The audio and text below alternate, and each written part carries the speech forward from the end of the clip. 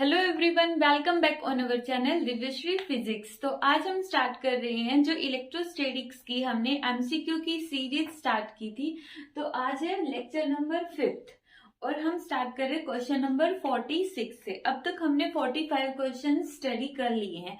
इस इलेक्ट्रोस्टैटिक्स की complete 6 videos आएंगी, ठीक है। 6 वीडियोज के बाद जो एमसीक्यू की कंप्लीट पीडीएफ है मिल जाएगी।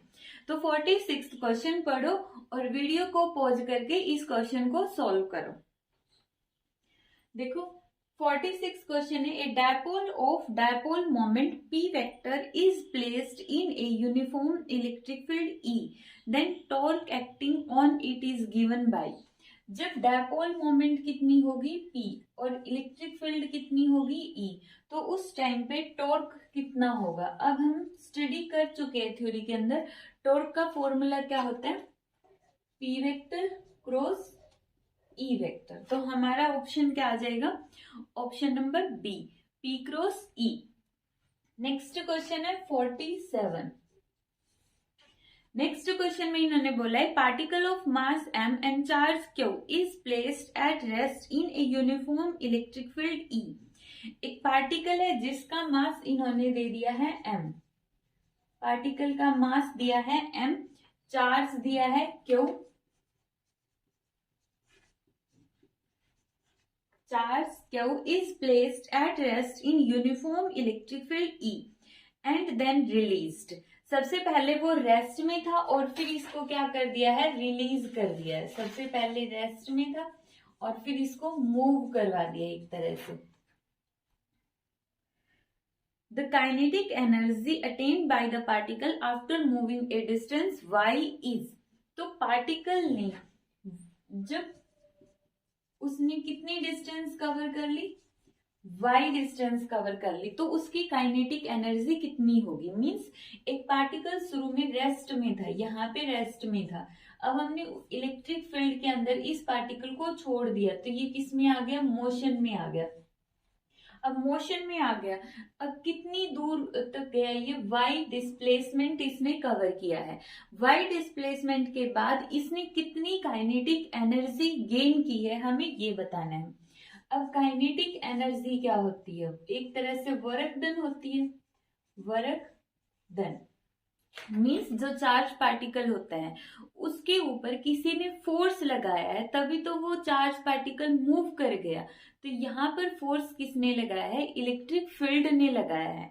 और कितना फोर्स लगेगा, देखो सबसे पहले kinetic energy is equal to work done, और वर्क डन का फॉर्मूला फोर्स इंटू डिस्प्लेसमेंट होता है।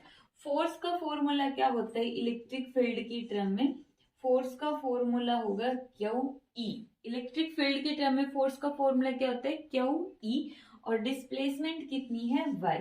तो ये आ जाएगी काइनेटिक एनर्जी। जब इस पार्टिकल ने मोशन स्टार्ट की तो उस टाइम पे इसने इतनी काइनेटिक एनर्जी को गेन किया। तो यहाँ पे हमारा ऑप्शन नंबर क्या आ जाएगा, सी। नेक्स्ट क्वेश्चन पढ़ो।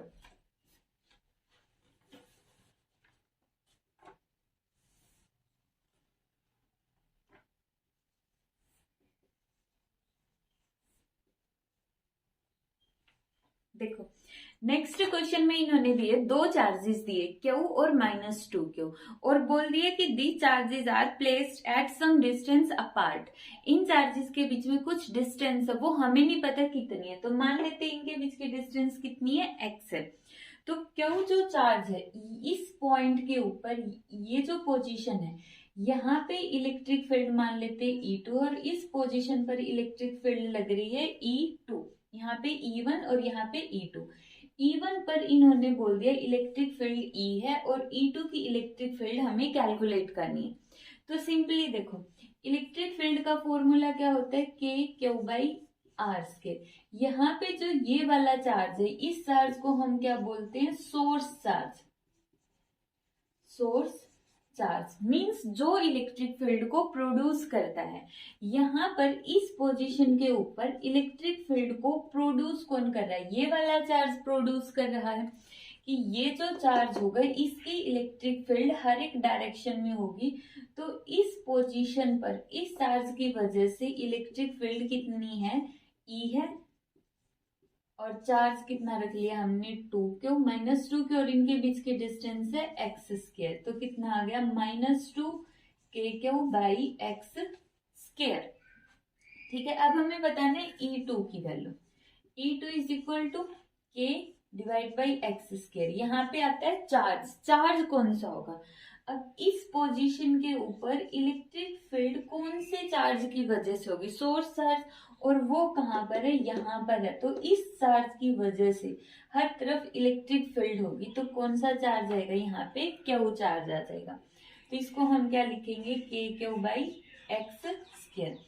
इसको हम ऐसे लिख सकते हैं -2, और ये वाली वैल्यू कितनी है, E2, जो यहाँ पर है k³ बाई x²। इसका मतलब क्या है, E2 इलेक्ट्रिक फील्ड, तो E2 पुट कर दिया। तो यहाँ पे हमारे पास E किसके इक्वल आ गया, E is equal to -2 of E2। Question के अंदर इन्होंने पूछा है कि -2 के ऊपर कितनी इलेक्ट्रिक फील्ड एक्ट कर रही है। तो -2 के ऊपर कितनी इलेक्ट्रिक फील्ड एक्ट कर रही है, E2, और E2 किसके इक्वल है, -E/2। तो हमारा आंसर आ जाएगा option number A. Next question है 49। 49 क्वेश्चन के अंदर इन्होंने बोला कि जो डायपोल मोमेंट होती है उसकी डायरेक्शन क्या होती है। इलेक्ट्रिक फील्ड की डायरेक्शन होती है फ्रॉम पॉजिटिव टू नेगेटिव, और डायपोल मोमेंट की डायरेक्शन होती है इससे अपोजिट। कहां से कहां तक, नेगेटिव टू पॉजिटिव चार्ज तक होती है। नेक्स्ट क्वेश्चन, और डायपोल मोमेंट की ऐसा यूनिट क्या होगी। डायपोल मोमेंट का फॉर्मूला क्या होता है, charge multiply by distance. Charge की यूनिट कूलम और डिस्टेंस की यूनिट मीटर। तो ऐसा ही सिस्टम के अंदर जो डायपोल मोमेंट है उसकी यूनिट क्या हो गई, coulomb metre. Next question,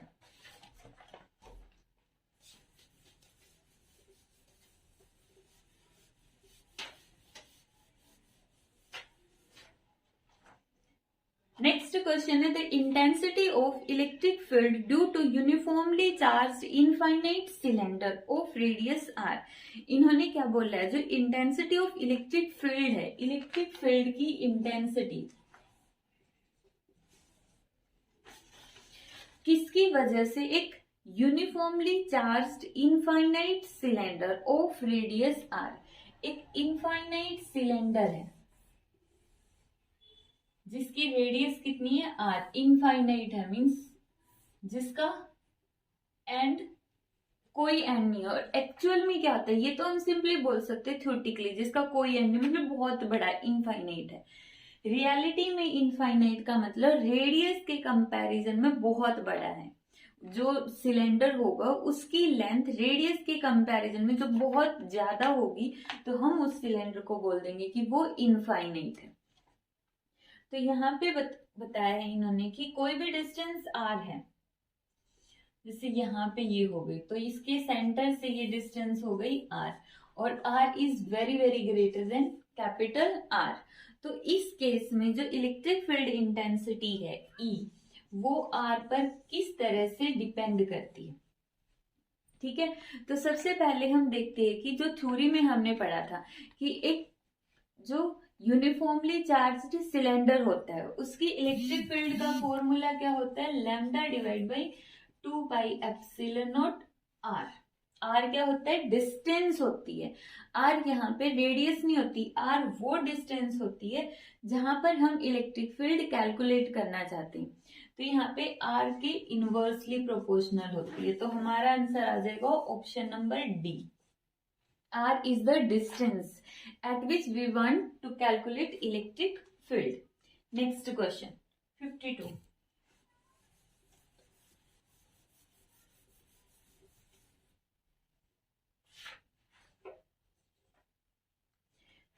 question के अंदर इन्होंने बोला the electric field intensity due to a dipole of length 10 centimetre. Dipole की लेंथ कितनी होती है, 2a, और वो कितनी दे दी इन्होंने, 10 सेंटीमीटर दे दी। तो a कितना आ जाएगा यहाँ पे, 5 सेंटीमीटर।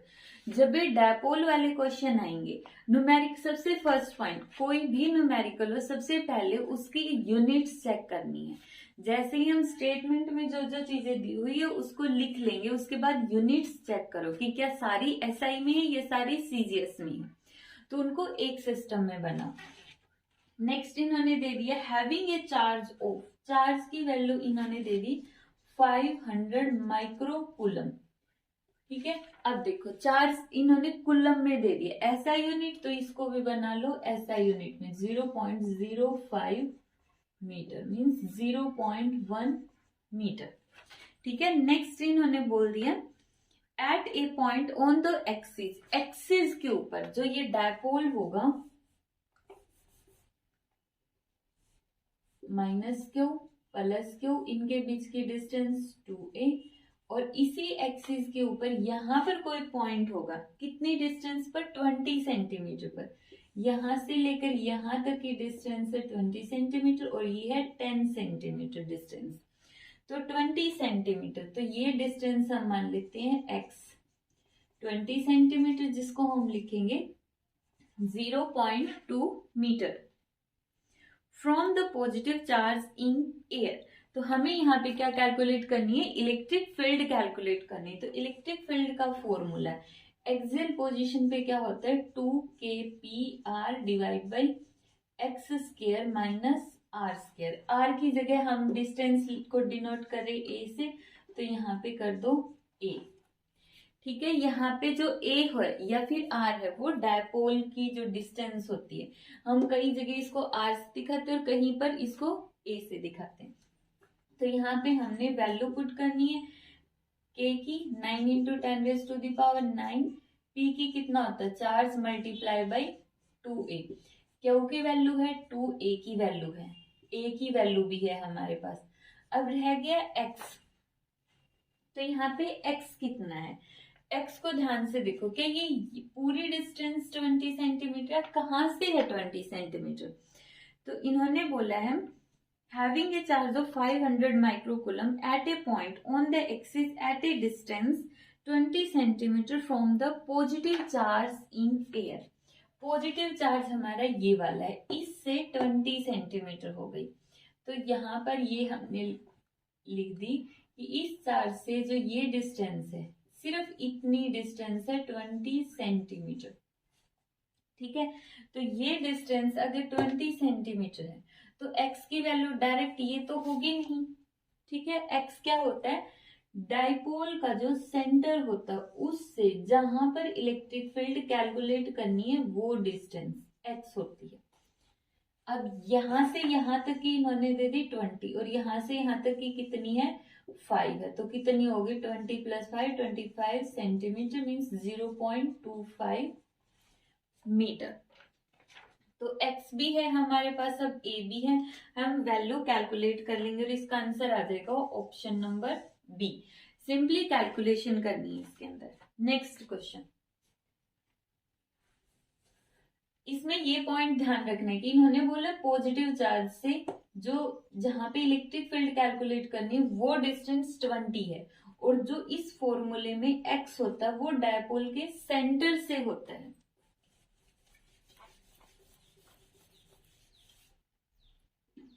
नेक्स्ट क्वेश्चन 53,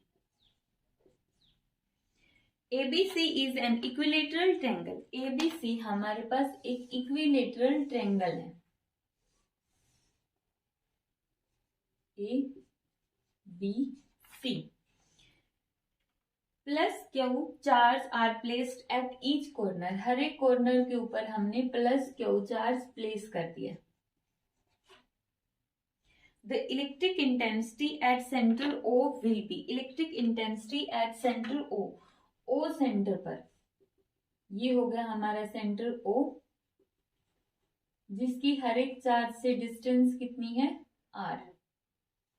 तो O के ऊपर इलेक्ट्रिक फील्ड इंटेंसिटी की वैल्यू कितनी होगी, तो हमें कैलकुलेट करना है ये। ठीक है, इक्विलेटरल ट्रायंगल है, तो सबसे पहले जहां पर भी इलेक्ट्रिक फील्ड हमें कैलकुलेट करनी होती है वहां पर हम +1 कूलम चार्ज प्लेस कर देते। कंपल्सरी नहीं है कि +1 पुट करते, लेकिन हम -1 भी पुट कर सकते हैं, लेकिन हम क्या करते हैं कि जैसे बुक्स में ये ट्रेंड बना दिया है कि +1 पुट करना है, इसलिए हम +1 पुट कर लेते हैं। कोई कंपल्सरी नहीं है, -1 भी पुट कर सकते हैं। तो यहाँ पे हमने +1 कूलम चार्ज प्लेस कर दिया। अब यहाँ पे ये बी चार्ज +1 को अपनी तरफ अट्रैक्ट करेगा यहाँ पे, तो इसके ऊपर एक फोर्स लगेगा। हमें निकालना क्या है, यहाँ पे इलेक्ट्रिक इंटेंसिटी निकालनी है। तो यहाँ पर इलेक्ट्रिक फील्ड की डायरेक्शन हो गई E1, जिसका फॉर्मूला होगा K Q बाई इनके बीच की डिस्टेंस r²। फिर यहाँ पे ये वाला चार्ज इस +1 को इस तरफ खींचेगा, तो यहाँ पे देखो दो डायरेक्शन हो गई, E2 K Q by r², K Q by r²। तो यहाँ पे देखो, जब एक ही पॉइंट के ऊपर दो इलेक्ट्रिक फील्ड की डायरेक्शंस होगी, तो हम वहां पे क्या करते हैं, रिजल्टेंट इलेक्ट्रिक फील्ड निकाल लेते हैं। तो रिजल्टेंट इलेक्ट्रिक फील्ड का फॉर्मूला क्या होगा, E1 का स्क्वायर प्लस E2 का square plus twice of E1 E2 cos of theta.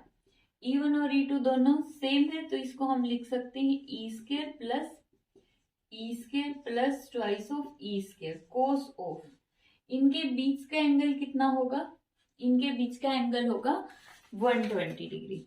120 क्यों होगा, मैथ्स के अंदर एक थ्योरम आती है जिसके अंदर क्या बोलते हैं कि अगर ट्रायंगल की ये एक साइड यहां पर जितना एंगल बनाएगी, अगर यहाँ पर 60 डिग्री बना रही, तो यहाँ पर उसका डबल हो जाएगा, डबल। ठीक है, तो जो उसके यहाँ पे सेंटर पर O पर एंगल क्या हो जाता है, उसके वर्टिसेस के कंपैरिजन में डबल हो जाता है, तो 120 एंगल हो गया। तो यहाँ पे कितना आ जाएगा, twice of E² plus twice of E² multiply by cos 120 minus 1/2। तो यहाँ पे हमारे पास आंसर आ जाएगा E इलेक्ट्रिक फील्ड। तो यहाँ पे इन दोनों इलेक्ट्रिक फील्ड का रिजल्टेंट होगा इस तरफ, और वो कितना होगा, E होगा। ठीक है, अब ऊपर वाला चार्ज भी तो इसको अपनी तरफ खींचेगा +1 को, तो ऊपर वाला चार्ज भी इसको अपनी तरफ खींच रहा है, और इसकी इलेक्ट्रिक फील्ड मान लेते E3 है, वो भी कितनी होगी, K² बाई r²। और इसी, अब E1 भी इतना है, E2 भी इतना है, E3 भी इतना है, और इसी को हमने क्या मानना है, E मानना है। तो ऊपर की तरफ भी जो इलेक्ट्रिक फील्ड है वो कितनी है, E है। तो यहाँ पे E से E कैंसल आउट, और O के ऊपर इलेक्ट्रिक फील्ड का रिजल्टेंट कितना होगा, 0 रिजल्टेंट होगा। तो यहाँ पे इलेक्ट्रिक फील्ड का रिजल्टेंट कितना होगा, 0। नेक्स्ट क्वेश्चन है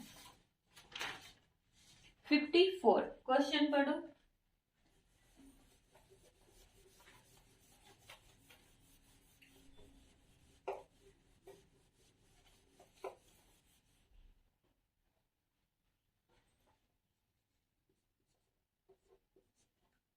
Equal charges Q each are placed at vertices A and B of equilateral triangle of side A। तो यहाँ पे हमारे पास क्या दे दिया, एक ट्रायंगल दे दी जिसकी साइड है A, इक्विलेटरल ट्रायंगल है ये, और हर एक पर चार्ज कितना रख दिया, Q। ये हो गया A B C। The magnitude of electric intensity at C is, C के ऊपर इलेक्ट्रिक फील्ड इंटेंसिटी की क्या वैल्यू होगी, टोटल इंटेंसिटी। C पर मतलब ऑब्जर्वेशन हमने किसके ऊपर करनी है, C के ऊपर हमें ऑब्जर्वेशन करनी है। तो C के ऊपर जो चार्ज है प्लस का है, यहाँ पे भी प्लस का है, यहाँ पे भी प्लस का है। A वाला चार्ज C को रिपेल करेगा इस तरफ, इलेक्ट्रिक फील्ड इंटेंसिटी आ गई E1। E1 का फॉर्मूला क्या हो गया, K² बाई A²। ये प्लस Q इसको रिपेल करेगा उस तरफ। E2 का फॉर्मूला K² बाई A²।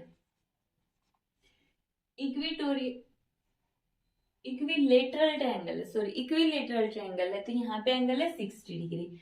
ये एंगल भी कितना होगा, 60 डिग्री का होगा। क्यों, वर्टिकली अपोजिट एंगल। मैथ्स के अंदर ये होता है कि अगर दो लाइंस एक दूसरे को इंटरसेक्ट कर रही है तो उनके जो एंगल्स होते हैं वो कितने डिग्री के होते हैं, 60 डिग्री के होते हैं।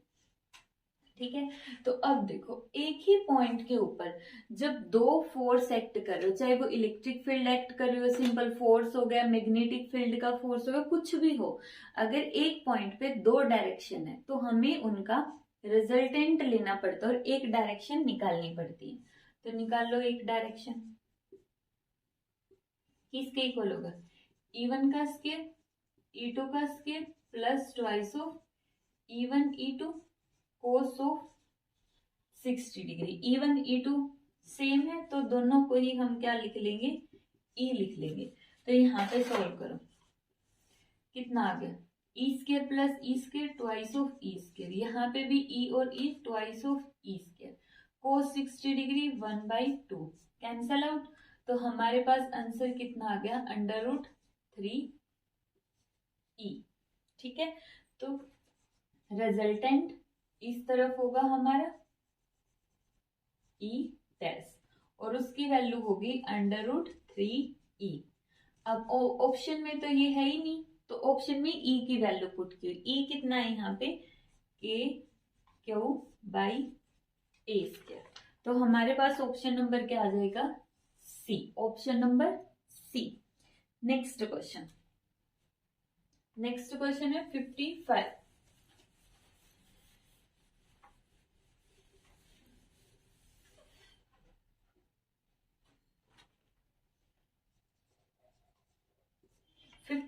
Question. There is an electric field E in X direction if work done in moving a charge plus 0.2 coulomb through a distance of 2 meters.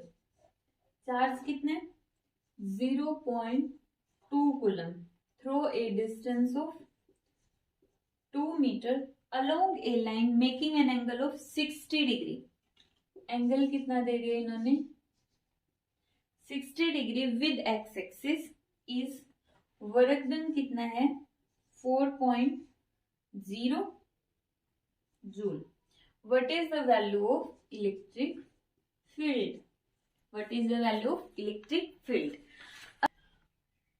तो अब यहाँ पे E की वैल्यू क्या होगी, अब देखो वर्क डन दिया है, वर्क डन का फॉर्मूला क्या होता है, force into displacement, F.S।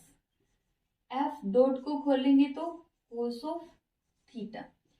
Electric field की फॉर्म में फोर्स की वैल्यू कितनी होती है, क्या वो इंटू ई। डिस्प्लेसमेंट की जगह हमको यहाँ पे दे दिया है एक्स, कोस ऑफ थीटा दे दिया 60 डिग्री, हमें निकालना है ई को एक साइड में रखो, तो E is equal to W divide by q x cos of 60 degree. W की वैल्यू कितनी दे दी इन्होंने 4, चार्ज कितना दे दिया 0.2, x कितना दे दिया 2, cos 60 कितना होता है, cos 60 इज इक्वल टू 1/2, 1/2 2 गया ऊपर, तो यहाँ पे पॉइंट हटाओगे तो ऊपर आ गया 10, 2 4 कैंसिल, तो E की वैल्यू कितनी आ गई 20 और E की यूनिट क्या होती है, newton per coulomb, newton per coulomb. Next question 56।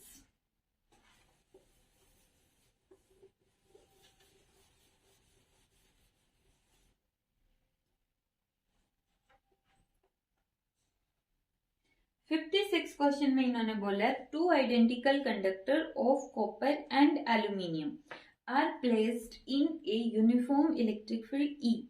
The magnitude of induced charge in aluminium will be, aluminium के अंदर जो इंड्यूस्ड चार्जेस है वो कितना होगा, कॉपर दिया है और एल्यूमिनियम दिया। देखो हमें यहाँ पे क्या दिए हैं, कोई भी मटेरियल दे दिया, एक कॉपर का दे दिया और एक एल्यूमिनियम का दे दिया, ठीक है। दोनों का जो साइज वगैरह सब कुछ सेम है, आइडेंटिकल कंडक्टर्स है कॉपर और एल्यूमिनियम के। यूनिफॉर्म इलेक्ट्रिक फील्ड के अंदर इनको प्लेस कर दिया। इलेक्ट्रिक फील्ड इनके अंदर क्या है, यूनिफॉर्म है। मीन्स ऐसा नहीं है कि कॉपर वाले पोर्शन से ज्यादा इलेक्ट्रिक फील्ड जा रही है और यहाँ से कम, दोनों के अंदर equal electric field pass out हो रही है। तो यहाँ पर हमें बताना है कि कौन से पर इंड्यूस्ड चार्ज जो इलेक्ट्रिक फील्ड की वजह से, अब यहाँ पे पॉजिटिव है और यहाँ पे नेगेटिव, तो इस साइड कॉपर में नेगेटिव आएगा और इस साइड पॉजिटिव आएगा, और इस साइड इसमें नेगेटिव, इस साइड इसमें पॉजिटिव। तो कौन से में ज्यादा होगा, तो दोनों में इक्वल होगा। हमारा आंसर होगा सी, इक्वल। क्यों?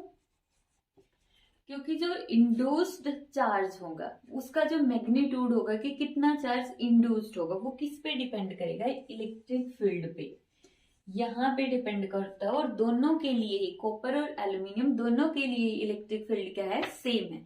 इसलिए कॉपर और एल्यूमिनियम के अंदर जो इंड्यूस्ड चार्जेस होंगे वो सेम होंगे। लास्ट क्वेश्चन आज का 57। In a non uniform electric field electric dipole experience. Non uniform electric field दी हुई है, नॉन यूनिफॉर्म, जैसे हमें ये दे दी और ये हमारे पास डायपोल हो गया माइनस क्यू प्लस क्यू, ये हो गई पी डायपोल मोमेंट, ये हो गया एंगल, और ये हो गई इलेक्ट्रिक फील्ड। ठीक है, इस तरह से। अब देखो इलेक्ट्रिक फील्ड ऊपर ज्यादा है नीचे कम है, तो नॉन यूनिफॉर्म होगी। नॉन यूनिफॉर्म का मतलब हर जगह पे एक जैसे इलेक्ट्रिक फील्ड नहीं है, अलग अलग इलेक्ट्रिक फील्ड है। ठीक है, अब यहाँ पे नेगेटिव के ऊपर फोर्स लगेगा क्यू ई इस तरफ, और यहाँ पर लगेगा क्यू ई इस तरफ, प्लस क्यू ई।